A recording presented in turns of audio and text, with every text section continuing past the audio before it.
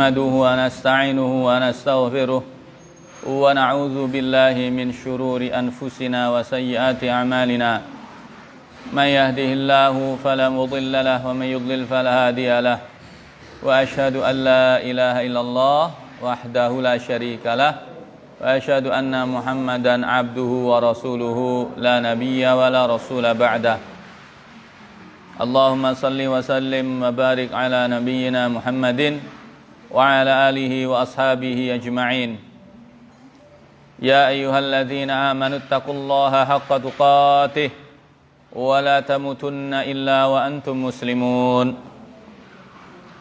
يا أيها الناس اتقوا ربكم الذي خلقكم من نفس واحدة وخلق منها زوجها وبث منهما رجالا كثيرا ونساء واتقوا الله الذي تساءلون به والأرحام إن الله كان عليكم رقيبا يا أيها الذين آمنوا اتقوا الله وقولوا قولا سديدا يصلح لكم أعمالكم ويغفر لكم ذنوبكم ومن يطيع الله ورسوله فقد فاز فوزا عظيما أما بعد فإن أصدق الحديث كتاب الله وخير الهدي هدي محمد صلى الله عليه وسلم وشر الأمور محدثاتها وكل محدثة بدعة وكل بدعة ضلالة وكل ضلالة في النار Ma'asyiral muslimat rahimakunallah. Alhamdulillah, memuji Allah Subhanahu wa taala atas segenap karunia dan kenikmatan yang telah diberikan kepada kita semuanya.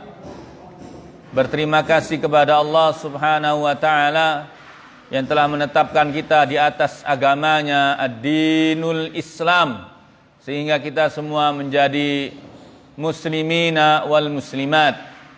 Dan kita berterima kasih pula kepada Allah Ta'ala yang telah menetapkan di dalam hati kita keimanan, sehingga kita semua menjadi hamba-hambanya yang beriman, mukminin wal mukminat.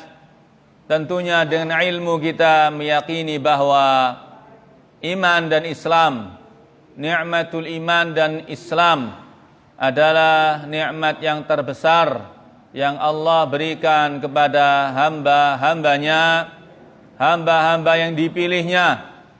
Sekali lagi, iman dan Islam hanya diberikan oleh Allah Ta'ala kepada hamba-hamba yang dipilihnya.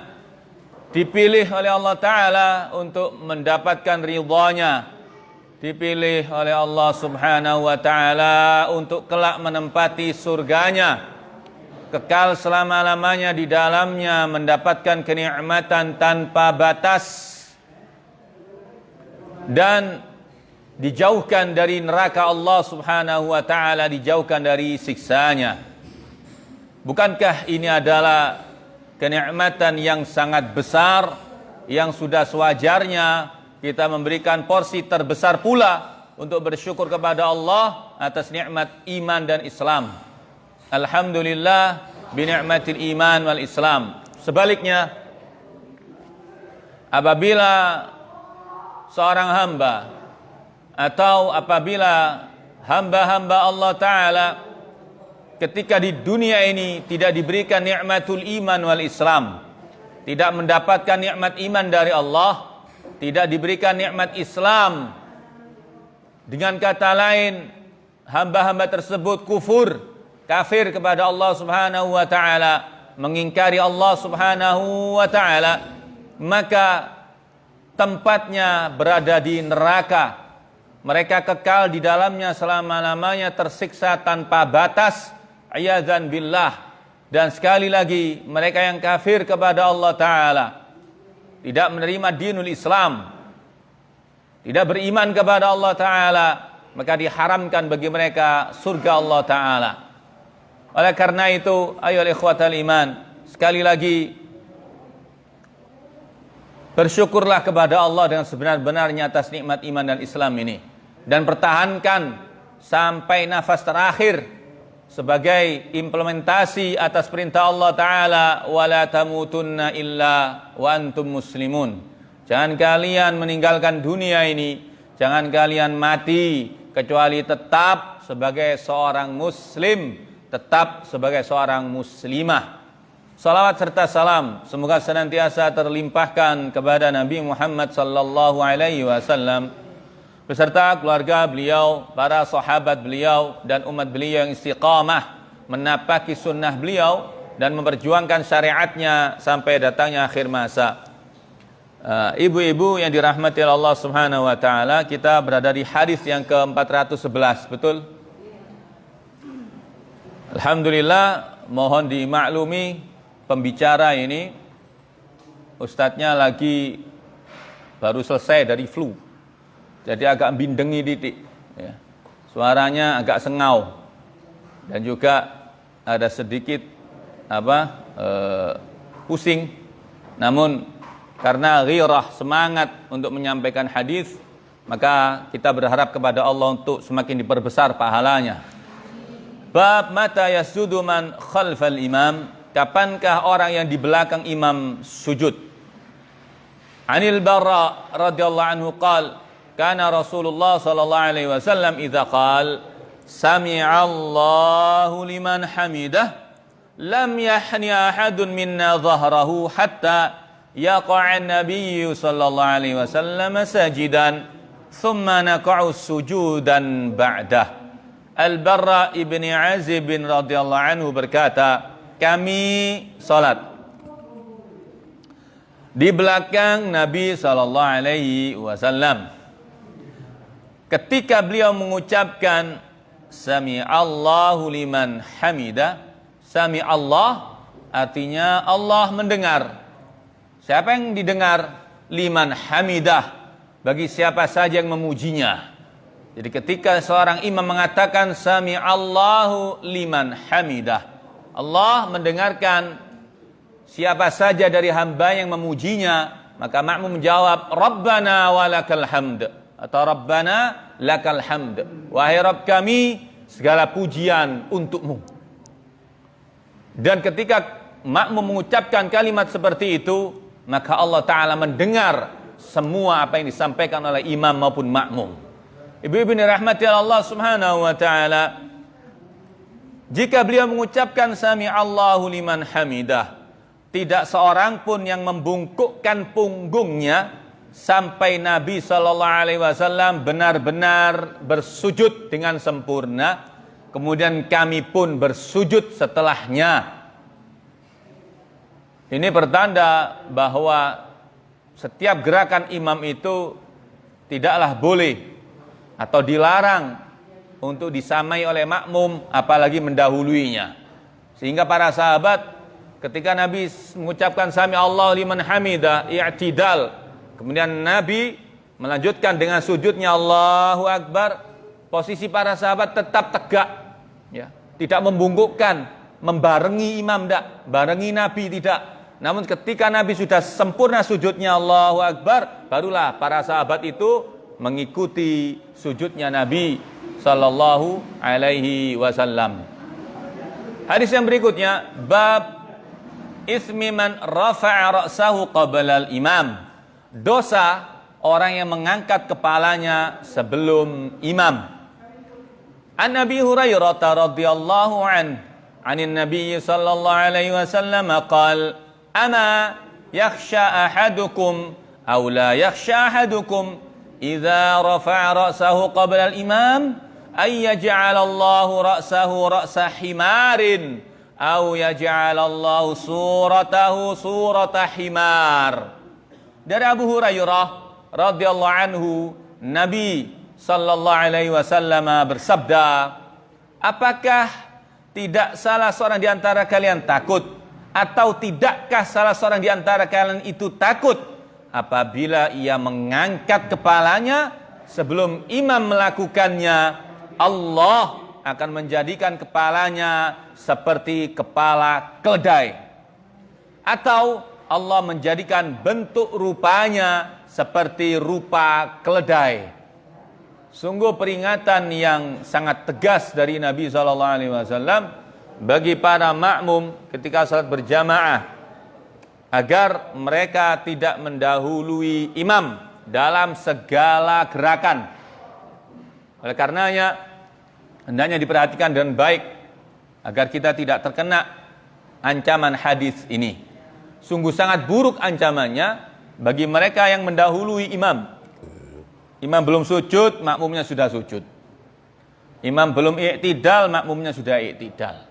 Maka diancam oleh Nabi, kalau masih tetap saja seperti itu, maka kelak kepalanya akan diganti dengan kepala keledai dan akan ditampakkan kepada manusia, dan manusia belum mengetahuinya bahwa oh fulan ini dulu berarti dia sering mendahului imam ketika sholat. Ini yang sholat namun melakukan kesalahan, itu ada hukumannya, apalagi yang tidak sholat. Ibu bin rahmatil Allah subhanahu wa ta'ala. Hadis yang ke-413, bab imamatil abdi wal maula wal ghulamil ladzi lam yahtalim. Seorang hamba, bekas hamba atau anak yang belum balik menjadi imam. An Anas radhiyallahu anhu anin Nabi sallallahu alaihi wasallam qala isma'u wa ati'u wa in istu'mila habasyun ka'anna ra'sahu zabibatun. Dari Anas bin Malik radhiyallahu anhu, Nabi sallallahu alaihi wasallam bersabda, dengarkanlah, isma'u wa ati'u, dan taatilah oleh kalian, walaupun pemimpin itu seorang Habasyi. Habasyi itu di zaman Nabi sallallahu alaihi wasallam orang yang berasal dari Afrika. Habasya itu berasal dari Afrika, yang kulitnya hitam, rambutnya kriwul, sehingga Nabi mengatakan yang kepalanya seperti kismis. Kepalanya seperti kismis. Ka'anna ra'sahu zabibah. Seperti kepalanya seperti kismis, ya, rambutnya ngerul-ngerul. Ya. Kalaupun mereka dipilih menjadi pemimpin, kalian wajib taat. Ya, wajib taat. Sekalipun itu dimaknai pemimpin secara umum, yaitu memimpin sebuah wilayah atau sebuah negeri, kalau sudah dibaiat maka harus sami'na wa ata'na. Termasuk apabila diangkat menjadi pemimpin dalam sholat, tetap harus ditaati, ya, harus tetap ditaati. Sebagaimana Nabi mengatakan ju'ilal imam liyutamma bih. Diangkat imam itu, ditunjuk imam itu, dijadikan seorang imam dalam sholat itu liyutamma bih, untuk diikuti. Fa idza kabbara fakabbiru. Kalau imamnya takbir ya kalian takbir. Ya. Wa idza raka'a farka'u. Apabila imamnya ruku, kalian ruku. Wa idza sajada fasjudu. Kalau imamnya sujud, baru kalian ikut sujud. Wa idza qara'a fa'ansitu. Kalau apabila imamnya membaca, maka kalian diam, dengarkan bacaan imam tersebut. Ibu bin rahmati Allah subhanahu wa ta'ala. Hadis berikutnya, bab idza lam yutimmal imamu wa atamma man khalfah. Jika imam salat tidak sempurna, sedangkan orang yang di belakangnya salat dengan sempurna.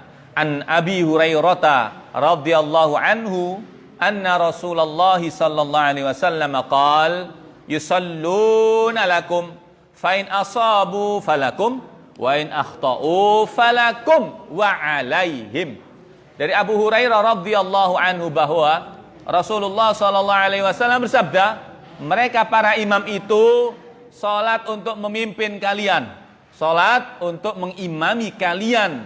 Maka jika para imam itu benar, kalian mendapatkan pahalanya, dan jika para imam itu salah, maka kalian tetap mendapatkan pahalanya dan dosanya bagi imamnya.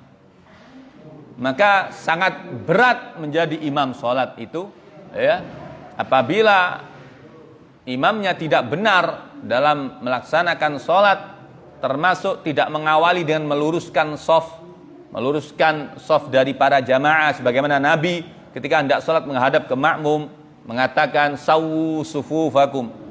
Ya, sawu sufufakum, ya, rapatkan, luruskan sofnya, diatur sedemikian rupa oleh Nabi SAW. Bahkan ada jeda. Amirul Mukminin Umar ibn Khattab radhiyallahu anhu itu bertugas membantu Nabi, karena yang ikut sholat dengan Nabi bersof-sof jauh sampai belakang, ya, ratusan para sahabat. Maka Umar bin Khattab membantu Nabi untuk meluruskan shaf. Bahkan Umar sampai membawa tongkat terkadang untuk meluruskan shaf-shaf dari para makmum itu. Dan ini harus diperhatikan oleh imam. Juga imam harus faham tentang jamaahnya. Ya, tidak boleh berlama-lama ya tanpa kesepakatan, wabil khusus dalam sholat fardu. Nanti dijelaskan di hadis yang berikutnya. Hadis ke-415, bab yaqumu an yaminil imam bihidaihi sawaan idza kana itsnain. Berdiri di sebelah kanannya imam dengan sejajar jika hanya berdua. Itu ada yang diartikan sebelah kiri ya. Kalau yang hadis yang lama itu sebelah kiri itu. Ya, tapi kanan ya. An yamin itu sebelah kanan. Terjemahnya keliru. An Ibnu Abbas radhiyallahu anhuma haditsu mabitihi fi baiti khalati taqaddam.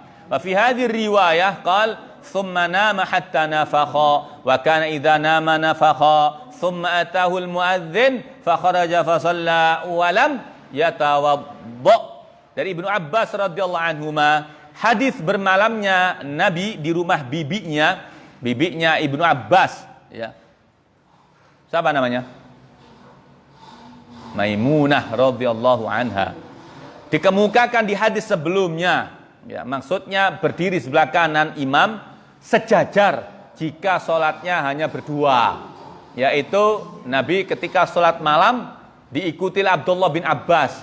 Namun Abdullah bin Abbas berdiri sebelah kiri Nabi, berdiri sebelah kirinya Nabi. Maka oleh Nabi SAW diapain? Diputar ya, sama Nabi diputar gini. Nabi memegang kepalanya Abdullah bin Abbas ketika sholat, diputar sini, dipindah sebelah kanan. Maka menjadi aturan kita kalau sholat berdua, makmumnya sebelah kiri, imamnya sebelah kiri, makmumnya sebelah kanan. Jadi begitu. Ya, kalau lebih dari makmumnya lebih dari satu orang, makmumnya berjumlah 2 orang, maka semuanya berada di belakang imam. Kemudian di dalam riwayat ini ada tambahan, maksudnya Abdullah bin Abbas berkata, kemudian beliau tidur sampai beliau terdengar suara nafasnya. Ya. Nafakha. Jadi Nabi kalau tidur setengahnya kayak mendengkur. Terdengar nafasnya, ya. Sallallahu alaihi wasallam. Dan memang beliau jika tidur, beliau terdengar nafasnya atau mendengkur, ya. Lalu beliau didatangi oleh muadzin. Ya. Kemudian beliau keluar lalu sholat tanpa berwudu lagi. Ini menjadi dalil bahwa orang yang tertidur ringan, sekedar mengeluarkan nafas, ambekan ringan ya, kudu sing ngorok sampai mangap-mangap itu. Ya. Dan tidurnya Nabi pada saat itu setelah qiyamul lail, bukan mulai mari isya. Setelah qiyamul lail sampai jam 1:03 malam, ya. Ibarat kalau dibikin jam, misalnya subuh jam 4, Nabi kelesetan, 3:30 Nabi istirahat. Ya, itu pun istirahat ringan Nabi itu. Sampai terdengar suara nafas beliau sallallahu alaihi wasallam. Kemudian datanglah muadzin, Nabi langsung bangkit, ya karena tidurnya bukan tidur nyenyak. Ya. Maka Nabi langsung menuju masjid tanpa berwudu lagi. Maka menjadi hukum bahwa orang yang tertidur ringan ya, tidak perlu wudu lagi. Tentunya kalau dia tidak mengeluarkan sesuatu yang membatalkan wudu, ya. Kecuali tidurnya tidur pulas, ya. Mulai turu malih jam 8, tangi-tangi jam 4 gak ada wudu. Wah, ini perlu didusi, ya, perlu dimandikan, karena kurang sehat. Jadi kalau sudah tertidur lelap, ya harus berwudu, karena seorang yang tidur lelap tidak tahu, ya, apa yang dikerjakan oleh tubuhnya tidak tahu, ya. Oleh karenanya, sekali lagi hadis ini menjadi dalil kalau orang sekedar misalnya senden, mungkin orang mendengarkan ceramah tertidur ya, mungkin antara bainal maghrib wal isya. Duduk habis maghrib ada kajian dia duduk mungkin ketiduran walaupun ada suara ngorok titik krok gitu ya. Ketika adzan isya enggak perlu wudu lagi kalau dia yakin tidak kentut dan sebagainya.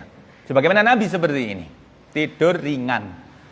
Hadis berikutnya 416, bab idza tawwala al-imam wa kana lirrajuli hajah fa kharaja fa shalla. Apabila imam salat memanjangkan salatnya, ketika seseorang memiliki keperluan maka ia keluar lalu sholat sendiri, ya. Munfarid, dia keluar, ya.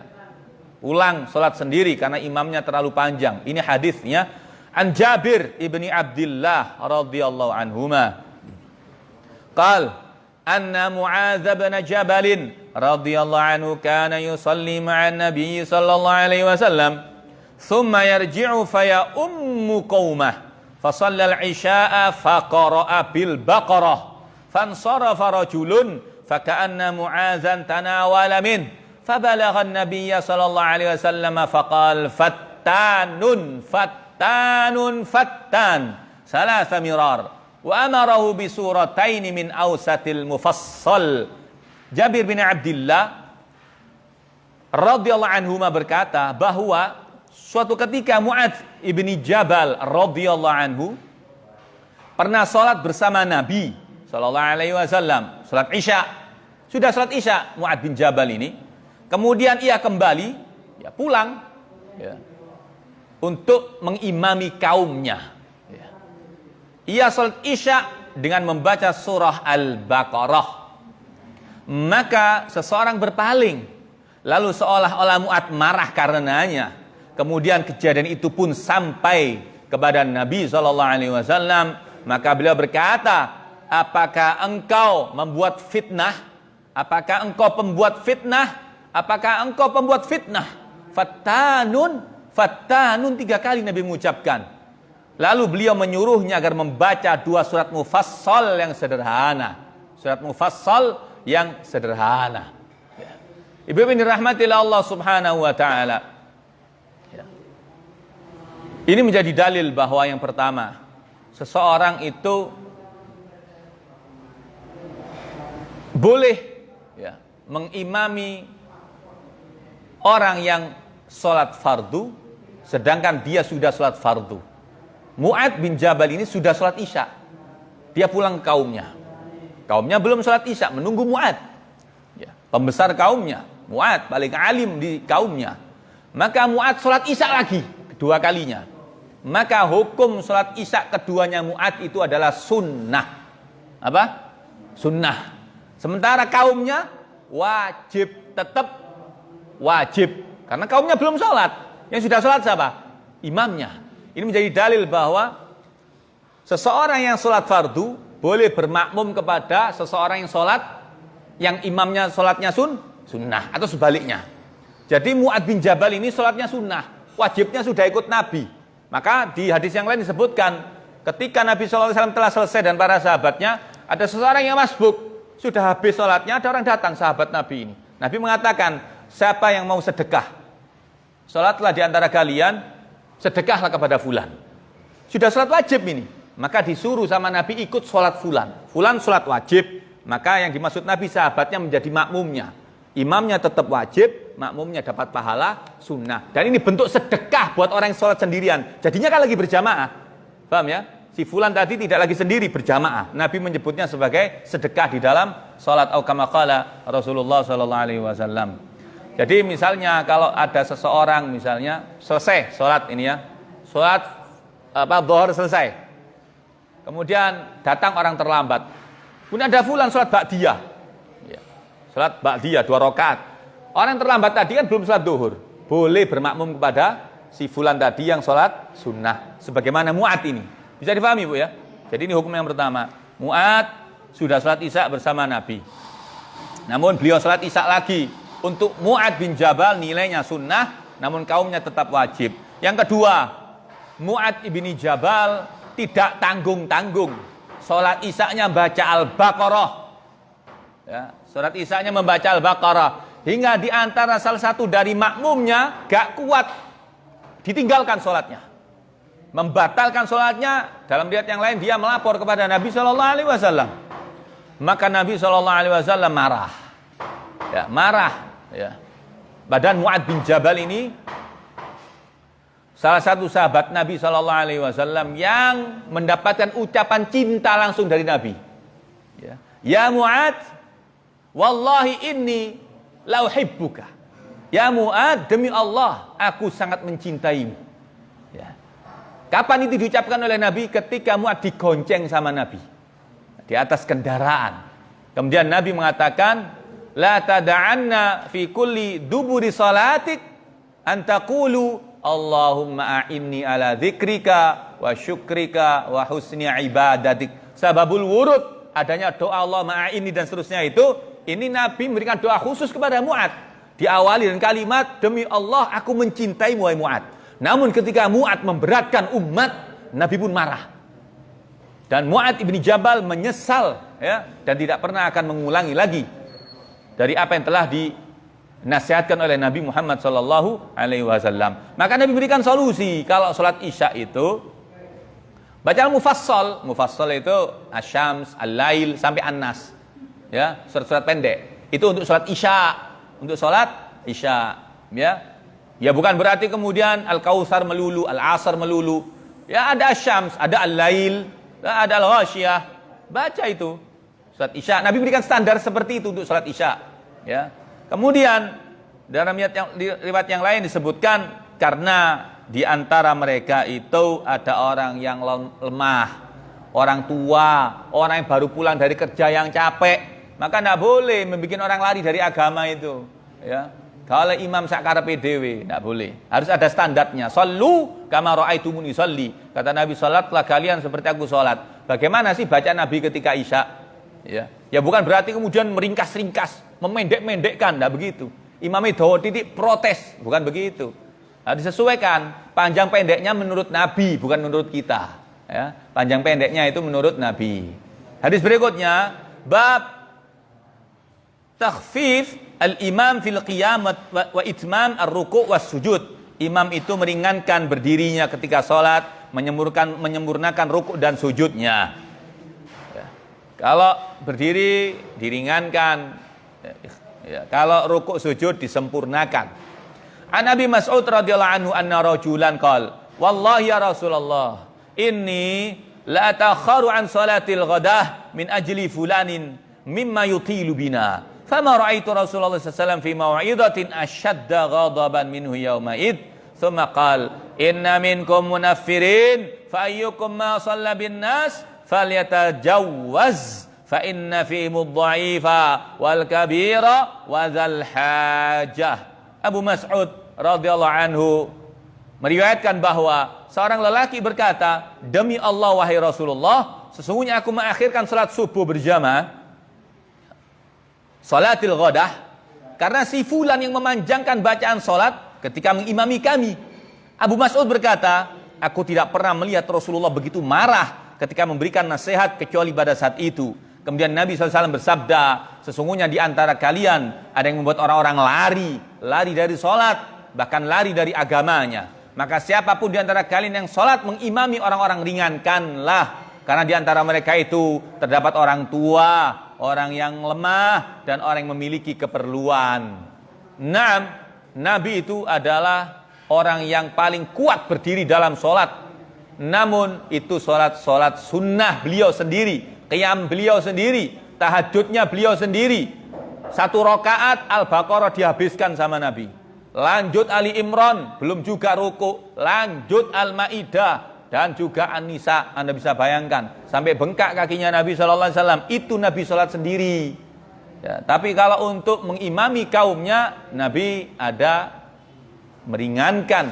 Ya, jangankan 4 surat, 1 surat saja nggak pernah Nabi menghabiskan Al-Baqarah. Salat subuh Al-Baqarah dintekno, ya duha.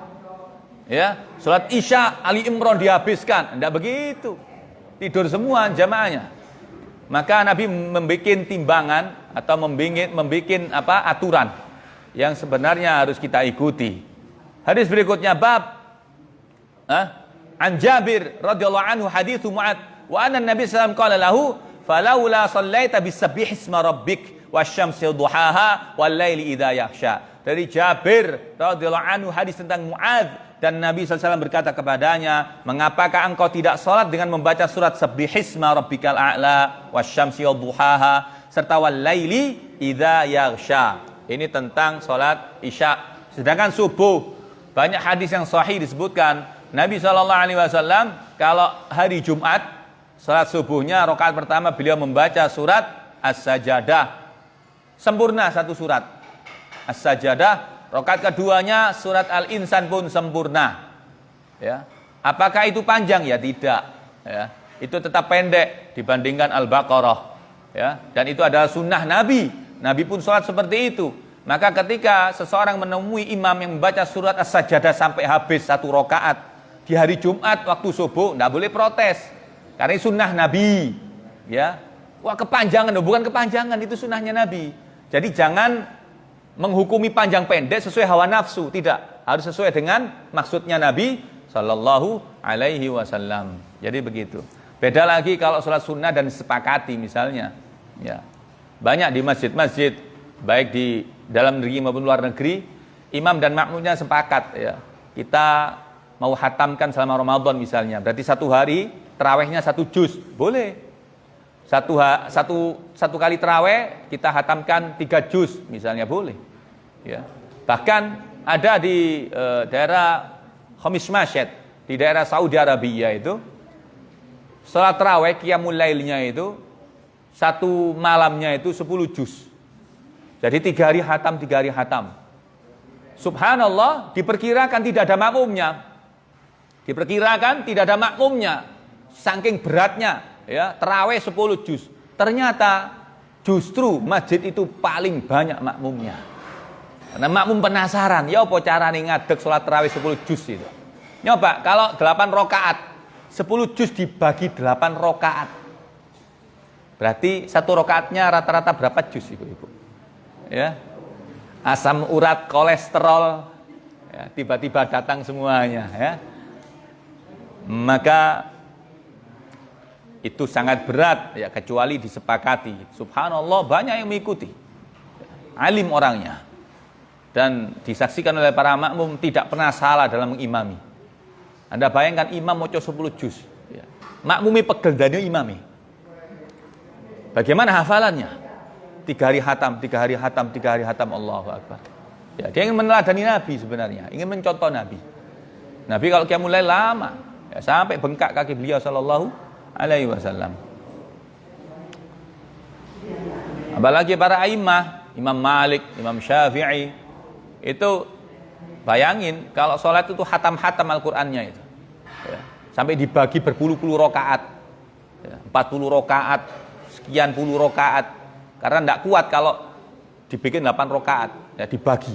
Maksudnya tidak ada larangan dari Nabi, as-salatul lail masna masna, salat malam itu 2-2 boleh.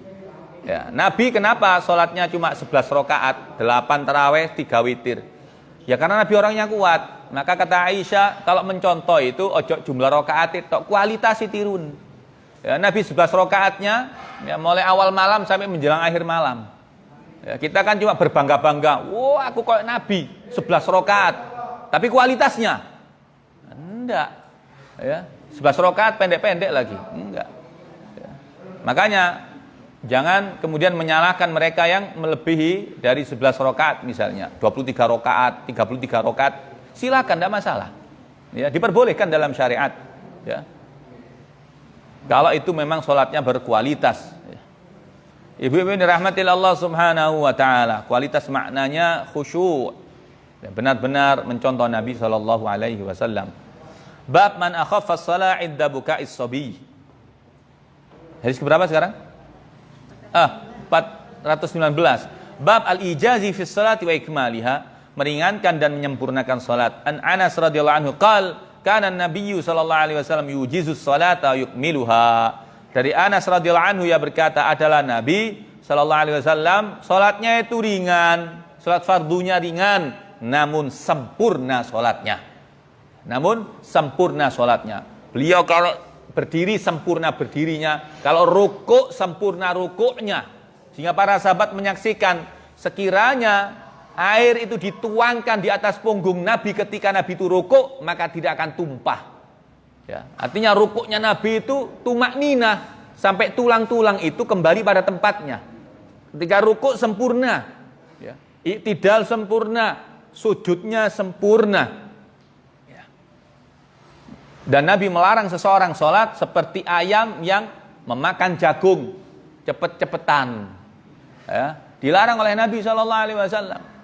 Ya. Nabi sholatnya hati-hati menghadap Allah, sempurna, tumakninah. Maka kita umatnya semestinya salat mencontoh Rasulullah sallallahu alaihi wasallam.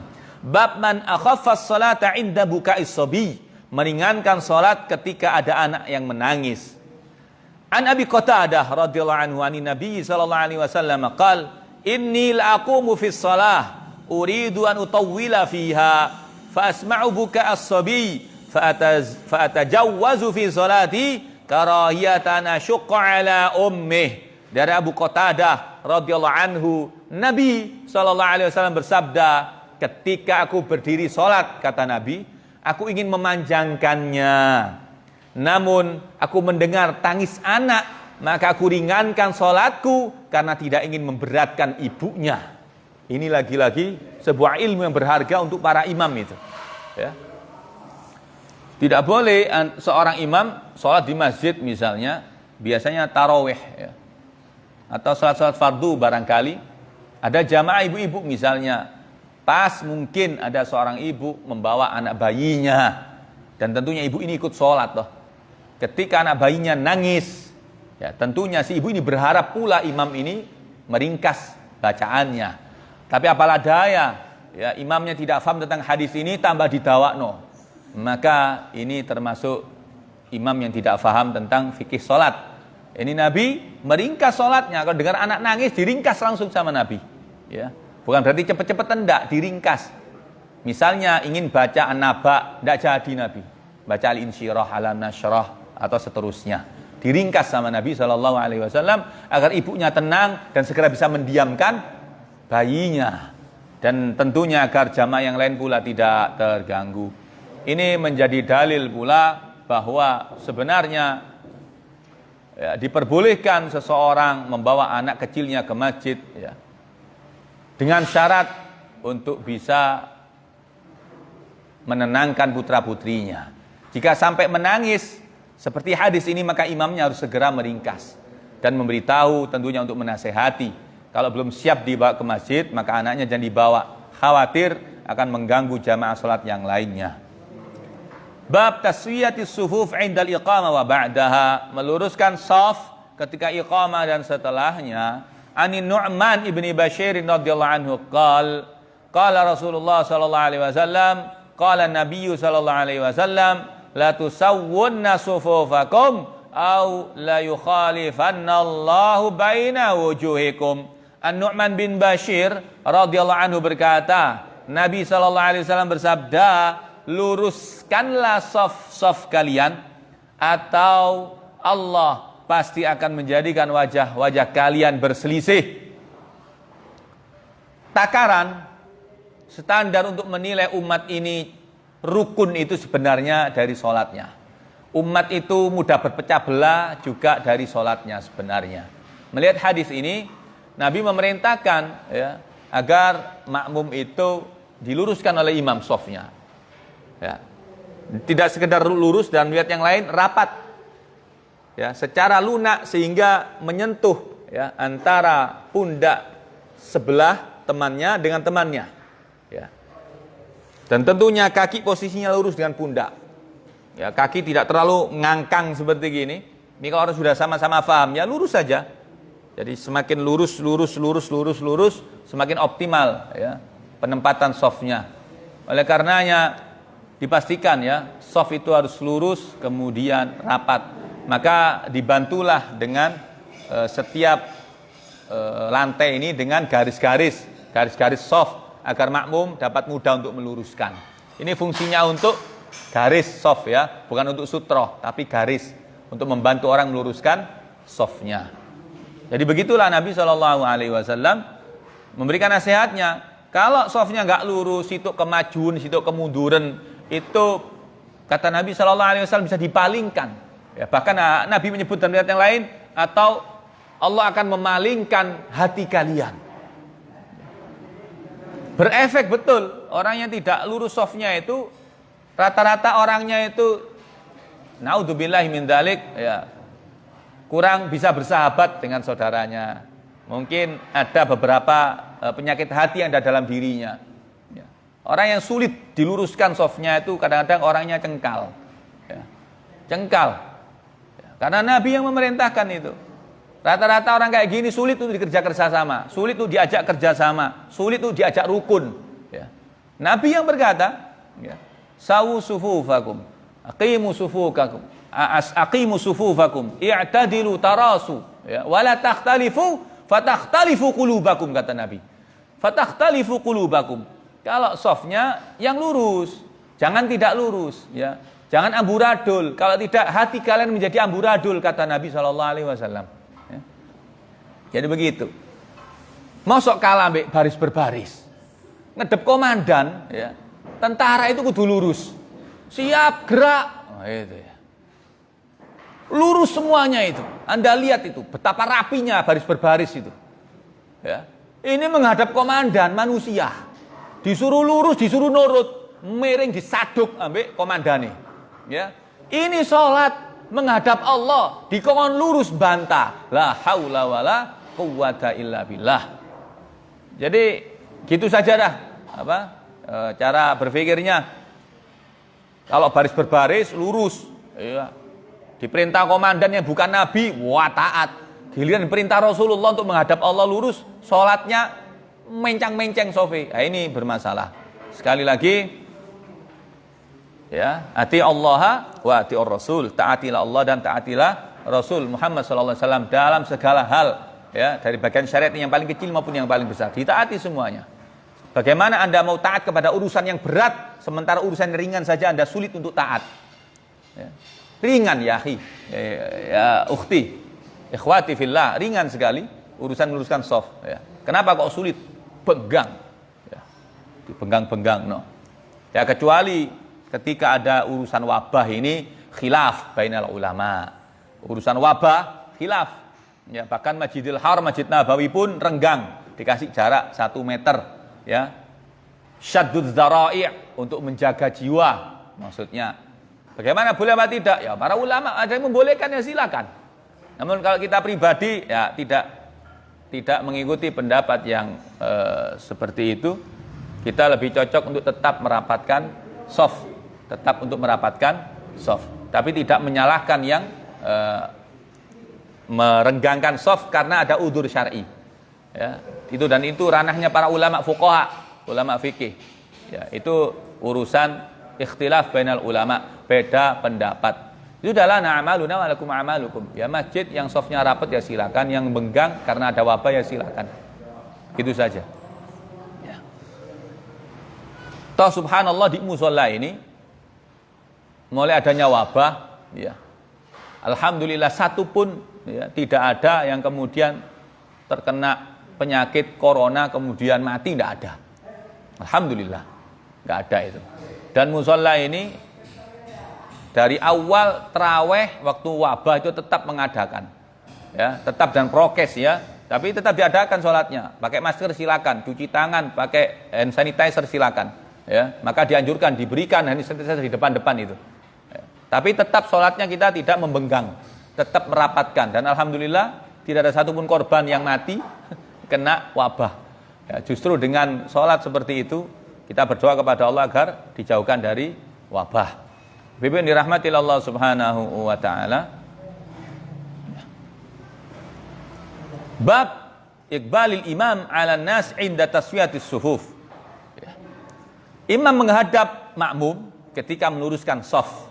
An Anas radhiyallahu anhu qala, uqimatis salatu faqbala 'alaina Rasulullah sallallahu alaihi wasallam biwajhihi faqala, aqimu sufufakum wa tarassu fa inni arakum min wara'i dhahri. Anas radhiyallahu anhu berkata, iqamah salat telah dikumandangkan, maka Rasulullah SAW menghadap kami dengan wajahnya. Ini menjadi dalil, menjadi sunnah Nabi bahwa imam itu sebelum takbiratul ihram, ya, menghadap makmum. Ya, untuk apa? Untuk meluruskan sebagaimana Nabi. Lalu beliau bersabda, luruskanlah shaf-shaf kalian dan rapatkanlah. Aqimu sufufakum wa tarassu. Ya, luruskanlah shaf-shaf kalian dan rapatkanlah, karena aku dapat melihat kalian dari belakang punggungku, kata Nabi sallallahu alaihi wasallam. Artinya jangan melanggar. Ya, siapa yang melanggar Nabi tahu. Walaupun Nabi sudah sholat, ini mukjizat Nabi. Nabi bisa melihat makmumnya melalui belakang Nabi sallallahu alaihi wasallam, melalui punggung Nabi sallallahu alaihi wasallam. Ya. Oleh karenanya Nabi berharap agar para sahabat taat, ya. Karena Nabi tahu siapa saja yang menyelisih perintah Nabi sallallahu alaihi wasallam. Bab idza kana bainal imam wa bainal qaumi haitun aw sutratun. Jika terdapat dinding atau tabir antara imam dan orang-orang, maksudnya dengan makmum. Ana Aisyah radhiyallahu anha qalat, kana Rasulullah sallallahu alaihi wasallam yusalli minal laili fi hujrati wa jidarul hujrati qasirun. Fara'an nasu syakhsan Nabi sallallahu alaihi wasallam faqama unasun yusalluna bi salatihi. Fasbahu fatahaddatsu bidzalik. Faqama lailata tsaniyah faqama ma'ahu unasun yusalluna bi salatihi. Sana'u dzalika lailatain aw thalathah hatta idza kana ba'da dzalika jalasa Rasulullah sallallahu alaihi wasallam falam yakhruj. Falam asbaha dzakara dzalika an-nas faqala inni khasyitu an tuktaba alaikum salatul lail. Aisyah radhiyallahu anha berkata, Rasulullah sallallahu alaihi wasallam salat malam di kamar beliau. Ya. Sedangkan dinding kamarnya itu pendek, ya. Maka orang-orang melihat Nabi sallallahu alaihi wasallam sedang salat. Ya. Jadi orang-orang di dalam masjid itu kelihatan, ya, Nabi sedang salat. Karena sekali lagi rumah Nabi dengan dinding rumah Nabi dengan dindingnya masjid adalah satu dinding, dempet. Ya. Kemudian pada pagi hari, saya ulangi, maka orang-orang melihat sosok Nabi Shallallahu Alaihi Wasallam, lalu orang-orang berdiri sholat bermakmum kepada sholatnya Nabi Shallallahu Alaihi Wasallam. Kemudian pada pagi harinya mereka membicarakan hal itu, maka Nabi SAW melakukan lagi pada malam kedua, lalu orang-orang pun berdiri sholat bersama Nabi. Mereka melakukan hal itu selama 2 atau 3 malam. Setelah hari itu Rasulullah SAW duduk di kamarnya, tidak keluar lagi.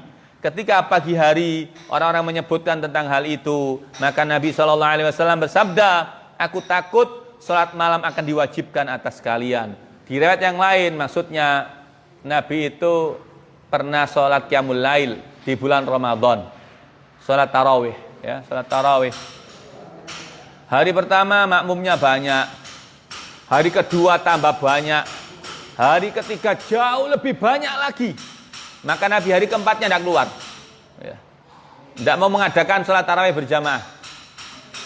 Ketika ditanya oleh para sahabatnya, Nabi menjawab, khawatir nanti sholat qiyamul lail itu dijadikan wajib oleh Allah Subhanahu Wa Taala. Maka Nabi atas kasih sayangnya kepada umatnya menghindari itu. Maka dari sini jelas bahwa selain sholat maktubah, selain sholat fardu yang 5 waktu, hukumnya adalah sunnah. Ya, yang diwajibkan berjamaah hanya sholat 5 waktu. Yang sholat sunnah yang lainnya adalah sunnah. Bab sholatul lail, tentang sholat malam. Wa fi hadhil hadits min riwayat Zaid ibn Thabit radhiyallahu anhu annahu sallallahu alaihi wasallam qad araftu alladhi ra'aitu min sani'ikum fasallu ayuhan nas fi buyutikum fa in afdhalas salati salatul mar'i fi baitihi illa al-maktubah. Dalam hadis ini dari riwayat Zaid bin Thabit radhiyallahu anhu bahwa Nabi SAW bersabda, sungguh aku telah mengetahui apa yang kalian lakukan, maka salatlah wahai manusia di rumah-rumah kalian, karena sesungguhnya sebaik-baiknya salat seseorang adalah di rumahnya, kecuali salat yang wajib. Ya. Ini dalil kata Nabi, afdhalas shalah fa in afdhalas shalah fa in afdhalas salati salatul mar'i fi baitihi illa maktubah. Sebaik-baik salat seseorang di rumahnya, maksudnya salat sunnah, ya. Orang kalau mau salat sunnah terbaik di rumahnya, kecuali yang wajib al-maktubah, yang fardu, yang 5 waktu harus berjamaah di masjid. Ya, ini menjadi dalil bahwa salat sunnah justru afdhalnya di rumah, sementara yang wajib 5 waktu adalah di masjid. Bab ma yaqulu ba'da takbir, apa yang diucapkan setelah takbir. An Anas radhiyallahu anhu anna Nabiyya sallallahu alaihi wasallam wa Abu Bakr wa Umar radhiyallahu anhum kanu yaftatihuna as-salata bilhamdulillahi rabbil alamin. Dari Anas radhiyallahu anhu bahwa Nabi sallallahu alaihi wasallam, Abu Bakar dan Umar radhiyallahu anhuma membuka salat dengan surat alhamdulillahi rabbil alamin. Maksudnya dalam riwayat lain disebutkan Nabi suatu ketika pernah menjaharkan lafaz bismillah, ya. Ketika sholat setelah takbiratul ihram, setelah baca doa iftitah, ya, maka Nabi baca Al-Fatihah. Ya. Awal Nabi mengeraskan, menjaharkan bacaan Bismillahirrahmanirrahim. Ya. Namun setelah pendidikan itu diterima oleh para sahabat, banyak riwayat yang sahih Nabi mensirkan, ya, memelankan bacaan Bismillahirrahmanirrahim. Maka dua-duanya sah. Dua-duanya sah. Anda mau menjaharkan bismillahnya atau mensirkan bismillahnya, ini khilaf di antara ulama, silakan. Ya. Silakan. Yang tidak boleh kalau tidak baca bismillah. Ya. Bismillah gak diwoco, langsung alhamdulillahirabbil alamin, tidak boleh. Ya. Tapi jangan salah sangka. Apabila ada imam misalnya, lihat imam Masjidil Haram, yang Masjidil Nabawi, jaharnya akan terdengar alhamdulillahirabbil alamin, ya. Tapi itu tetap membaca bismillah, tapi diapain? Disirkan. Bismillahnya dipelankan, bismillahirrahmanirrahim. Baru jaharnya mulai kalimat tahmid, alhamdulillahirabbil alamin. Ya, boleh. Karena ada beberapa tuduhan dianggap orang yang memulai Al-Fatihahnya dan alhamdulillah, ya, wah iki imamnya gak maca bismillah gak sah. Oh, bukan begitu. Tidak begitu. Ya, bismillahnya disirkan, bismillahnya dipelankan. Memang kita sepakat kalau tidak membaca bismillah, ya tidak sah salatnya. Karena bismillah itu bagian dari Al-Fatihah, ya. Sab'ul Mathani. Sebagian ulama menyebutkan bismillah itu dihitung ayat. Maka lihat Quran itu. Bismillahirrahmanirrahim, ayat keberapa? 1. Ar-Rahmanirrahim, alhamdulillahirabbil alamin, 2. Ar-Rahmanirrahim, 3. Jumlahnya 7 sampai waladhdallin itu. Ada juga para ulama yang tidak mengikutkan bismillah dengan Al-Fatihah. Ya, ayat pertamanya mulai alhamdulillah. Khilaf, ya. Bukan di sini kita membahas masalah khilafiyah itu. Yang jelas bismillah tetap dibaca baik dengan jahar atau dengan sir. Kita lebih memilih pendapat yang mensirkan, ya. Sebagaimana hadis ini, karena Abu Bakar dan Umar didengar oleh makmumnya langsung alhamdulillahirabbil alamin. Artinya bismillahnya dipelankan. Hadis berikutnya, an Abi Hurairah radhiyallahu anhu qala, kana Rasulullah sallallahu alaihi wasallam yaskutu bainat takbir wa bainal qiraah iskatatan. Faqultu bi abi ummi ya Rasulullah, iskatuka bainat takbir wal qiraah ma taqul? Qal aqulu Allahumma ba'id baini wa baina khotoyaya kama ba'adta bainal masyriqi wal maghrib. Allahumma naqqini minal khotoya kama yunaqqas thawbul abyadu minad danas. Allahumma ighsil khotoyaya bil ma'i was salji wal barad. Abu Hurairah radhiyallahu anhu berkata, Rasulullah sallallahu alaihi wasallam diam di antara takbiratul ihram dan dari bacaan Al-Qur'an. Diamnya diam sejenak. Maka aku berkata, demi ayahku dan ibuku, demi mengorbankan ayahku dan ibuku untukmu wahai Rasulullah, apa yang engkau baca saat engkau diam di antara takbiratul ihram dan bacaan Al-Qur'an?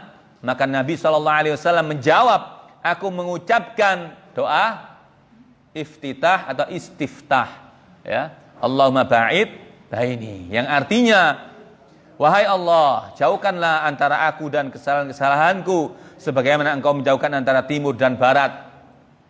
Luar biasa enggak nih doa? Ya. Makanya istiftah itu harus khusyuk. Mulai takbiratul ihram harus khusyuk. Allahumma ba'id baini wa baina khotoyaya kama ba'adta bainal masyriq wal maghrib. Ini kalau dikabulkan, Allahu akbar. Ya Allah, jauhkanlah antara diriku dan kesalahan-kesalahanku ini, ya Allah. Jauhkanlah aku dengan dosa-dosa sebagaimana engkau menjauhkan timur dan barat. Selama-lamanya timur dan barat tidak ketemu. Sama, kita berharap kita tidak ditemukan dengan dosa, dijauhkan dari kesalahan sebagaimana jauhnya timur dan barat. Kemudian, wahai Allah, bersihkanlah aku dari kesalahan-kesalahan sebagaimana dibersihkannya baju yang berwarna putih itu dari kotoran. Ingin kita dibersihkan sama Allah dari dosa seperti bersihnya baju yang putih dari kotoran. Allahumma, wahai Allah, cucilah kesalahan-kesalahanku dengan air es dan embun yang menyejukkan. Doa istiftah. Nabi SAW ketika salat fardu yang dibaca iftitahnya adalah ini, Allahumma ba'id, dan juga wajah tuh, ya. Mengenai salat yang lain ada sekitar 12 macam doa iftitah Nabi itu, ya. Ada doa 12 macam doa iftitah Nabi, termasuk Allahu akbar kabira walhamdulillahi katsira, atau walhamdulillahi hamdan katsira, ya. Atau subhanakallahumma bihamdik wa tabarakasmuk wa ta'ala jadduk wa la ilaha ghairuk, macam-macam, ya. Wajah itu sebenarnya panjang, ya. Wajah itu ada kelanjutannya. Kalau ibu-ibu biasanya baca sampai mana? Inna sholati wa nusuki wa mahyaya wa mamati lillahi rabbil alamin la syarika la bidzalika umirtu wa ana minal muslimin. Biasanya berhenti di situ. Hadisnya ada kelanjutannya, ya. Ada yang hafal?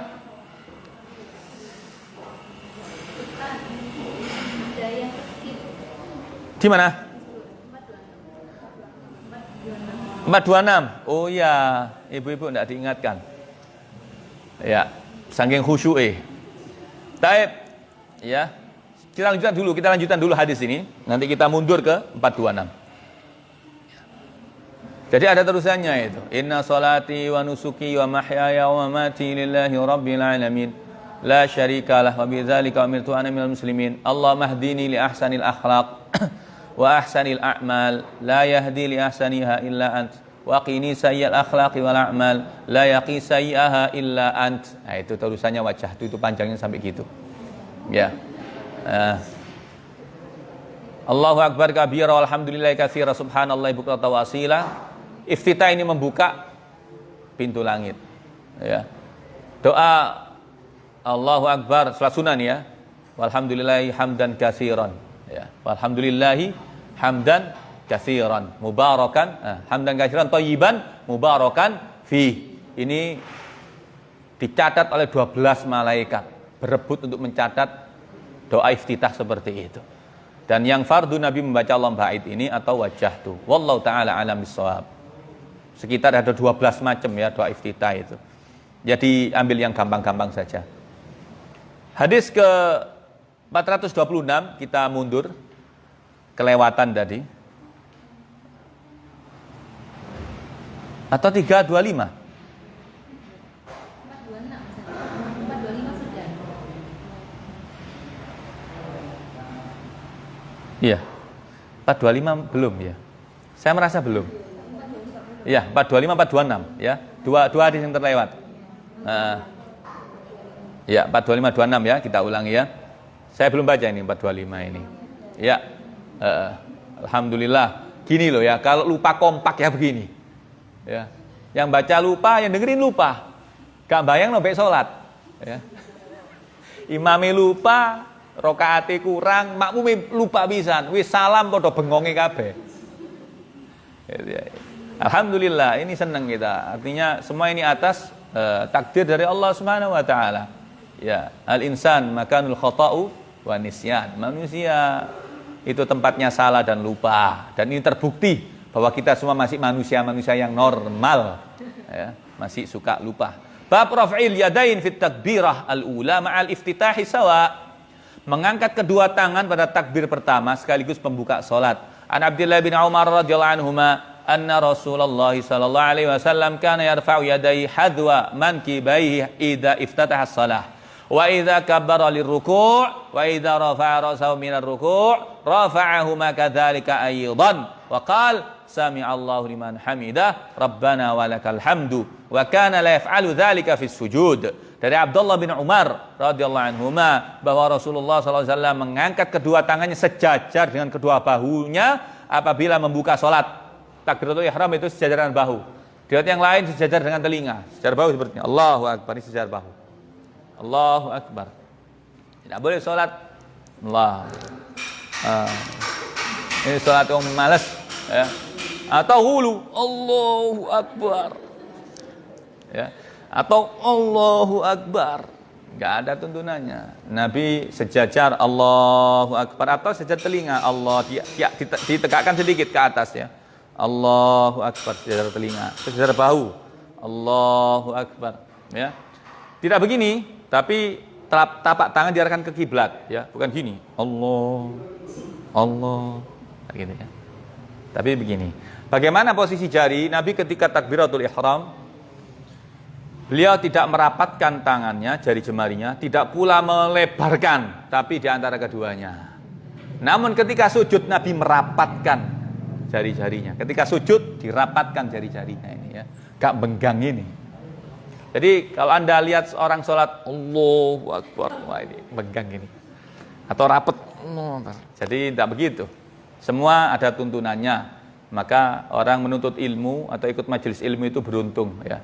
Karena tahu sifat sholatnya Nabi Sallallahu Alaihi Wasallam. Walaupun beliau sudah wafat mendahului kita 1400 tahun yang lalu, namun riwayat-riwayat yang sahih tentang sholat beliau turun temurun ya, sampai dicatat dalam hadis yang sahih ini masih ada. Maka apabila beliau membuka sholat, beliau bertakbir ya, kemudian posisi kedua tangannya sejajar dengan kedua bahunya ya. Kemudian apabila bertakbir untuk ruku, beliau takbir untuk ruku juga mengisyaratkan tangan Allahu Akbar. Dan apabila mengangkat kepalanya dari ruku, i'tidal sami Allahu liman hamidah. Beliau kemudian mengucapkan Rabbana walakal hamdu. Sami Allahu liman hamidah, Rabbana walakal hamdu. Karena beliau imam, dua-duanya diucapkan. Namun kalau makmum cukup menjawab Rabbana walakal hamdu. Ya, yang lengkap hanya imam. Sami Allahu liman hamidah, Rabbana walakal hamd. Kalau makmumnya ketika imam mengatakan Sami Allahu liman hamidah cukup menjawab Rabbana walakal hamd. Tidak ditirukan Sami Allahu liman hamidahnya. Kemudian kata Nabi, dan beliau tidak melakukan hal itu di dalam sujud. Maksudnya jadi begini, isyarat tangan, membuka sholat Allahu Akbar, tangan isyarat ya, mengangkat tangan isyarat Allahu Akbar. Setelah selesai membaca, mau rukuk Allahu Akbar. Tidak boleh kata rukuk, kata angkat tangan tidak boleh. Ya, harus Allahu Akbar benar rukuk.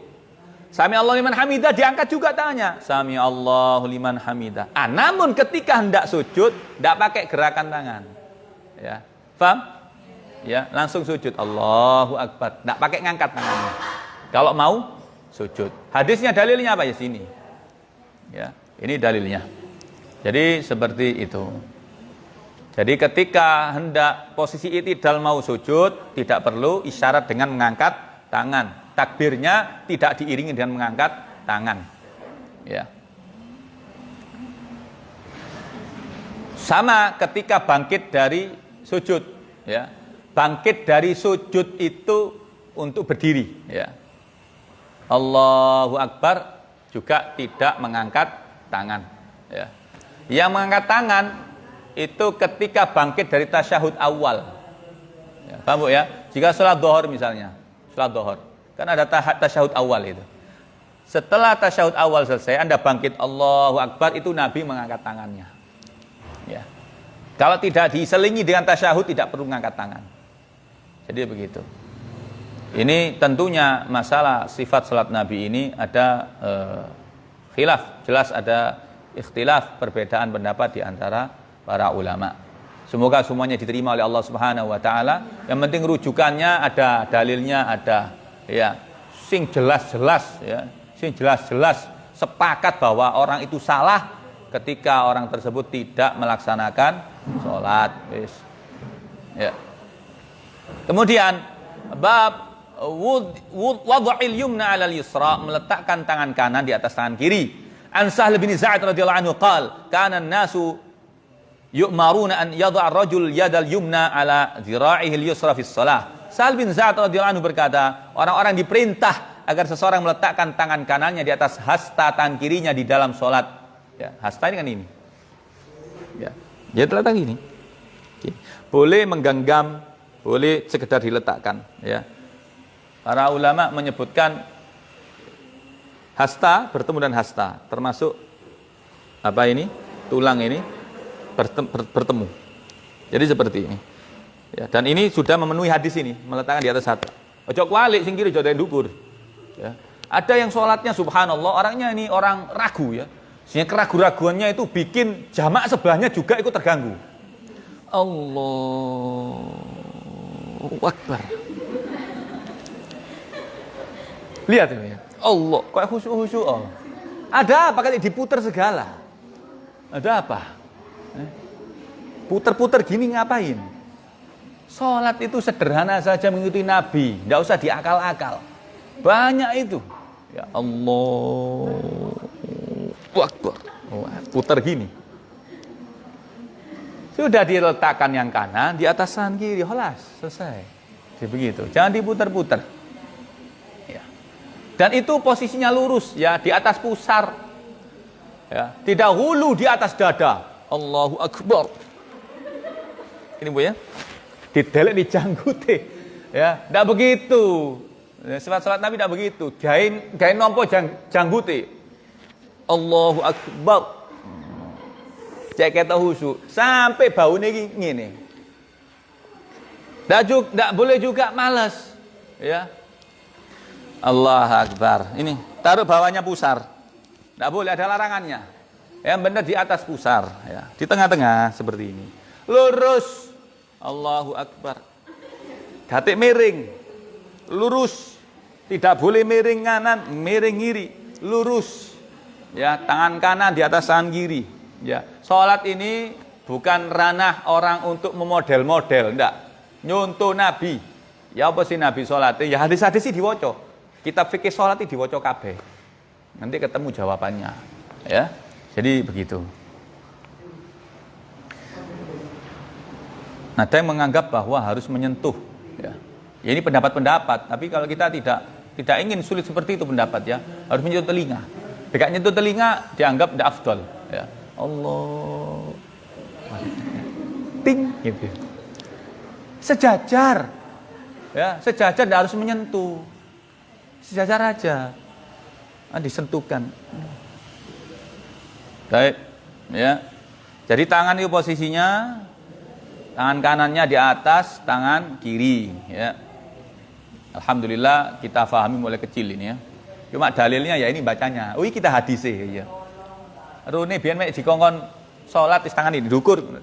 Dalilnya apa? Embu. Ya, kita baca sekarang ini loh. Ternyata dari Sahal bin Sa'id, perawinya, sahabatnya. Ya. Dalam kitab Sahih Bukhari. Sekarang kita langsung hadis yang ke 429 toh. Ya. Tadi kan sudah 427, 428 sekarang ya. 429 saudari. Ya. Sudah tadi Allahumma ba'id baini. An Asma binti Abi Bakr radhiyallahu anhu haditsul kusufi wa qad taqaddam. Dari Asma binti Abu Bakar radhiyallahu anhu hadis tentang kusuf salat gerhana telah dikemukakan. Oh, hadis ini tidak dibaca. Tentang salat gerhana sudah dibahas. Tentang salat gerhana. Ya.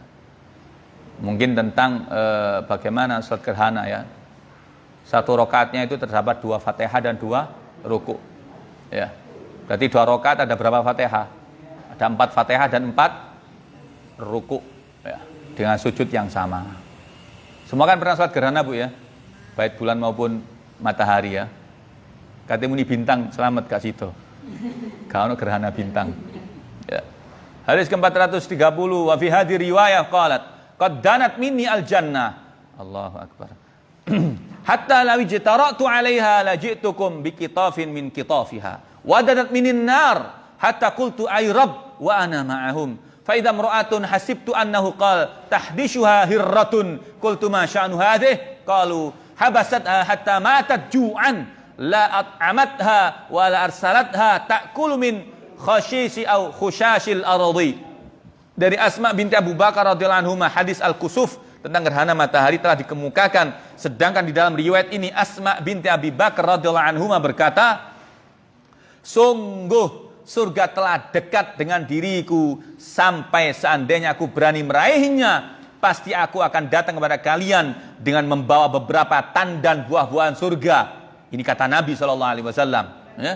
Dan api neraka telah dekat dengan diriku, sampai aku berkata, ya Allah, wahai Rabbku, dan aku ada bersama mereka. Ternyata ada seorang perempuan. Ya, perawi berkata, aku menduga ia, maksudnya perawi yang lain berkata, yang dicakar-cakar oleh seekor kucing. Aku berkata, apa menyebabkannya begini? Mereka menjawab, ia telah mengurung kucing tersebut sampai mati kelaparan.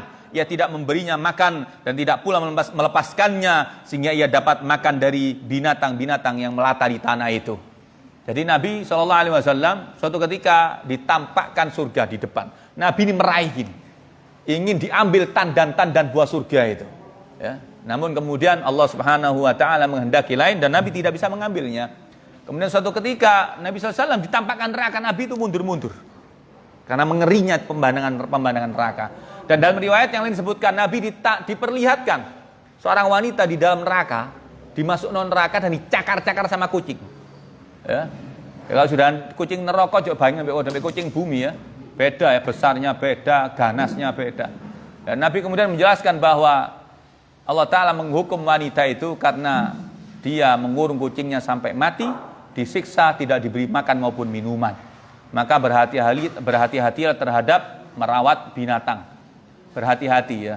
Ya. Beda lagi kalau unsur tidak sengaja, ya, kemudian kita menyesal dan sebagainya, beristighfar, beda. Memang ada khusus orang yang suka menyiksa binatang. Jangan.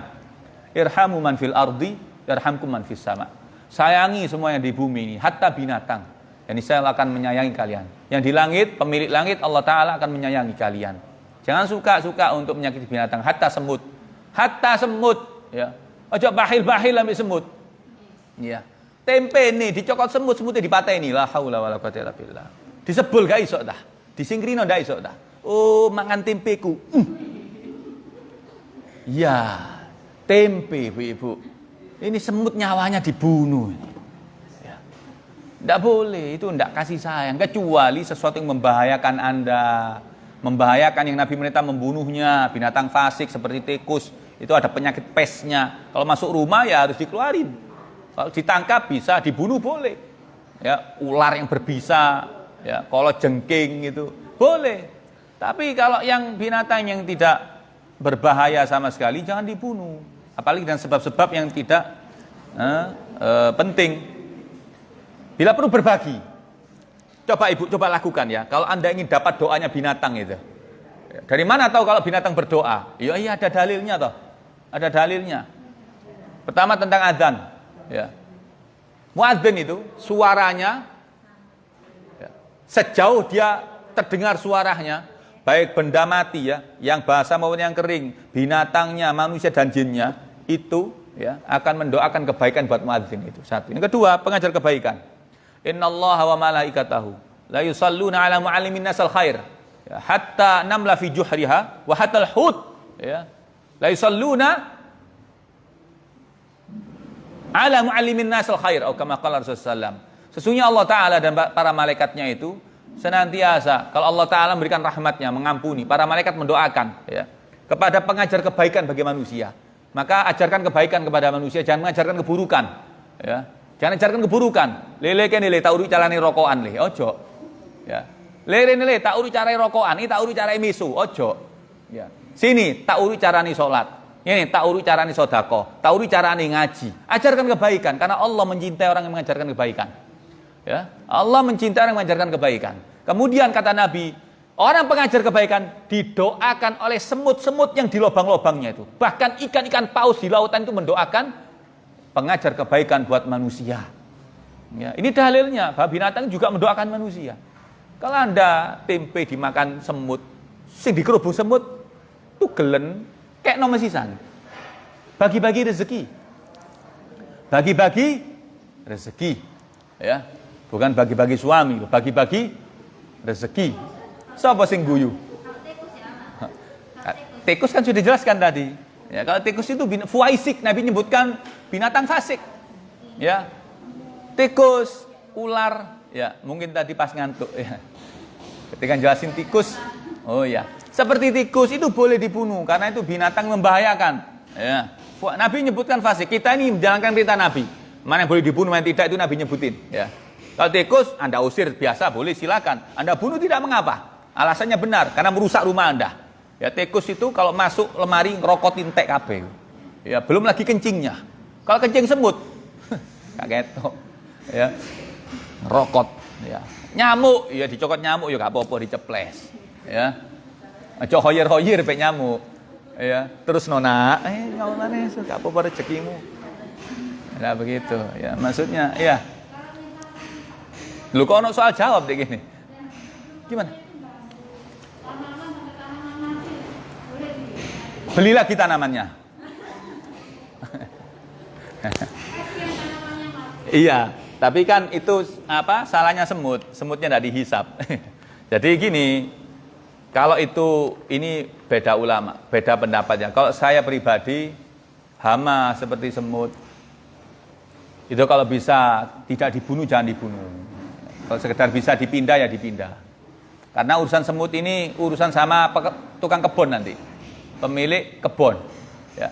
Orang yang punya kebun mangga itu masalah semut itu. Wabil khusus semut keranggang, masalah. Ya. Bagaimana mau panen mangga, mau naik manjat pohon mangga kalau keranggangi ribuan itu. Maka petani mangga itu mau tidak mau disemprot itu. Ya, dikasih pestisida itu, dibunuh semut-semutnya. Kalau kita pribadi jangan. Ya, Allah Ta'ala pernah memarahi nabinya. Salah seorang nabi duduk tertidur bersandar di sebuah pohon, digigit semut. Nabi ini bangun, ya, kemudian Nabi ini membakar rumah semut itu. Maka Allah Ta'ala menegur Nabi ini, yang menggigit satu semut, yang kau bunuh semut beserta kampungnya. Nabi ditegur sama Allah Ta'ala, jangan begitu. Ya, tentunya semoga setiap kesalahan kita diampuni sama Allah Ta'ala. Bil khusus yang tidak sengaja ya. Kalau memang gigit ya boleh Anda membunuh lah. Ya. Kalau bagaimana merusak tanaman, ya gimana yang terbaik? Sudah dipikir yang terbaik saja. Kira-kira yang terbaik gimana? Ya, ingin ngundang rahmat Allah gimana? Ya. Kalau sudah binatang, sudah pohonnya mati, ya sudah. Kalaupun semutnya dibunuh ya tidak menghidupkan pohon itu lagi. Ya toh. Kalau itu pindah aja semutnya. Dia di sak pot-pote angkatan pindah nang karangan. Ya, itu lebih baik. Itu lebih baik, ya. Kalau Anda bicara tentang semut, buka itu surat An-Naml. Tentang Nabiullah Sulaiman dengan dialognya para semut. Nabi Sulaiman itu tabassam sampai guyu, ya. Fatabassama an qauliha. Nabi Sulaiman ini tersenyum ngurungokno omongane semut iki. Coba saya tanya, tapi ini sudah saya sering tanyakan, sudah dijawab ya. Kan ada ayatnya seperti ini tuh. Ya, wa qalat namlah, ya ayuhan naml, udkhulu masakinakum, la yahtimannakum Sulaiman wa junuduhum la yash'urun. Semut, ayo mlebu bolongan, mulai kabeh mlebu njero omah. Masuk ke dalam tanah sebelum kalian diinjak oleh Nabi Sulaiman dan para pasukannya. Semut ya wedi diidek, Bu. Ya, sampai liwat wedi, waduh, bulai hilang itu diidek. Takut. Loh sama, ini Allah menceritakan bahwa binatang itu juga ngerti takut. Berarti binatang ini ketika Nabi Sulaiman terdengar suara kudanya itu, pasukannya kan bergetar tanah ini. Ya, pimpinannya semut ini, Nabi Sulaiman liwat. Ayo mlebu bolongan kabeh kok keidek kon. Wahum la yash'urun, karena manusia tidak tahu kita ini binatang kecil, mereka tidak tahu kita keinjek, ya. Saya mau tanya, pimpinan semut itu laki apa perempuan? Nah, dari mana tahu perempuan? Enggak, dari kolat. Ya. Kolat ini apa? Dhamir untuk siapa? Perempuan. Kalau laki-laki kola. Kalau perempuan kolat. Ya, tentunya kalau sudah kolat keluarnya namlatun. Ya. Kolat namlun enggak mungkin, bancilan. Ya. Jadi ayat Quran kolat namlah. Maka berbicara ratu semut itu, ya. Maka hanya dalam dunia binatang wanita itu menjadi pimpinan. Manusia tidak boleh, laki-laki. Ya, pemimpin itu laki-laki. Hanya dalam dunia serangga, apa? Wanita itu menjadi pimpinan. Jadi berkatalah ratu itu, ayo mlebu. Kemudian dipikir Nabi Sulaiman tidak tahu, fatabassama an qauliha. Maka Nabi Sulaiman tersenyum dengan ucapan bengok-bengok ratu semut iman. Kemudian Nabi Sulaiman berdoa, Rabbi auzi'ni an ashkura ni'mataka allati an'amta 'alayya, dan seterusnya. Bersyukur Nabi Sulaiman karena ngerti bahasanya semut. Bayangno ya. Semut yang tadi misalnya ada suatu semut ya, yang nyokot tempe. Ya, jumlahnya 10 semut misalnya. Ya. Penyet kabeh. Allahu Akbar. Seperti bayang ya. Semutnya ini ketakutannya itu. Aku katanya dipenyet. Mati. Ya, kita kalau mau bikin bikin sekedar analogi atau bikin sekedar gambaran-gambaran seperti itulah. Ya oleh karenanya ya wis sing nyokot gak apa-apa dipateni situk, tapi liyane ojo dipateni. Sing gak nyokot ojo melok dipateni. Ini sekedar rumus ibu-ibu ya. Irhamu man fil ardi yarhamkum man fis sama. Sayangi yang di muka bumi ini, baik itu dari binatangnya, agar kita semua disayangi oleh Allah Subhanahu wa taala. Ya. Be tumo ya apa Ustaz aja ditakokno. Tumo. Kemudian hadis berikutnya. Oh iya jam 11. Alhamdulillah aku ya kepin mari. Oh ya. Iso mulai lagi. Ya wis. Sebentar. Kita berhenti di 4.30 ya. Besok 4.31 ya. Ya, ayo yang mau tanya.